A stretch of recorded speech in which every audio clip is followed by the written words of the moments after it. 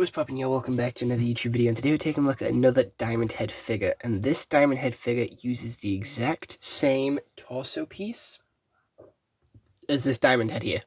As the OG Diamond Head, it uses the same exact torso piece, just with a changed out arms and head, because we can see here, we have the sort of light blue, and his head can turn, it can go full 360, his arms can go full free, kind of, and they can go close enough to full 360, and his legs can move forward and backwards, and they do have a knee joint, which is quite squeaky from its lack of use.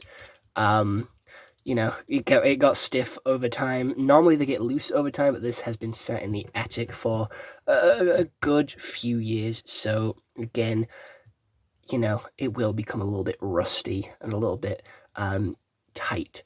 He does have a couple of screws in the back, as you can see, and his body parts are a little bit translucent, and I feel like this is just a much cooler version of Diamond Head with one of his arms turned into a weapon.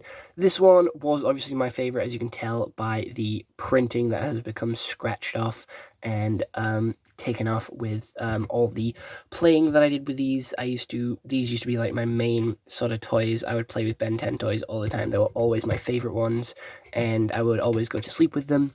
I would go to sleep with like 8 of them in my hand. I was small, but I had big hands.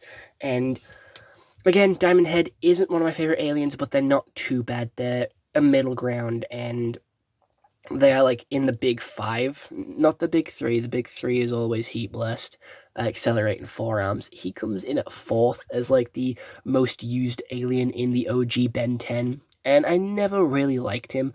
I do believe he shared a voice actor with one of the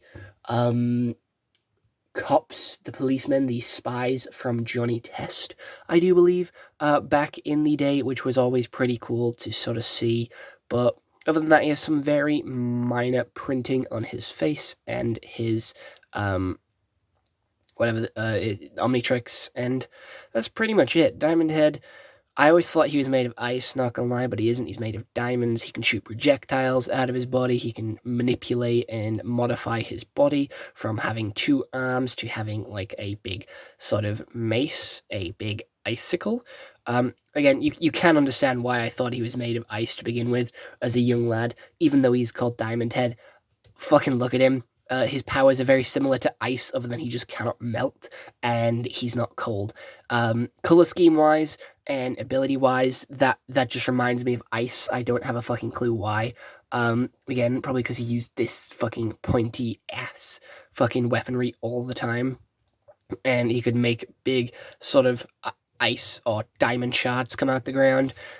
I don't know, I just thought he was made out of ice. He should have 2 more sort of spikes coming out of his back. I just don't know where they are. They've obviously fallen out, and I've lost them over time. But this figure is still pretty cool, and the translucency actually adds to this character.